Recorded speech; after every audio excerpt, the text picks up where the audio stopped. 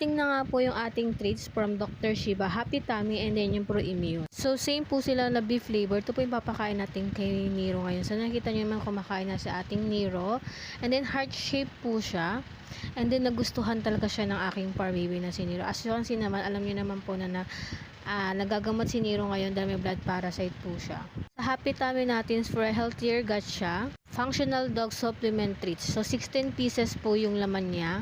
Doon din naman po sa Pro Immune natin. For a stronger immune system naman siya. So this treats po is nakahelp naman po siya sa aking fur baby na si Nero. You can see naman po is nahirapan talaga siyang kumain nung mga ilang araw. Pero ngayon medyo kumakain na rin siya. Mga ingredients na nakasama is suit na suit para sa inyong mga fur babies. Papaya, pumpkin, Greek yogurt, cider vinegar, salmon oil, at marami pang iba. Guaranteed analysis din po siya. Protein, may fat, fiber, moisture. Tabak po, makikita nyo kung ilan yung treats na ipapakain nyo sa inyong mga fur baby.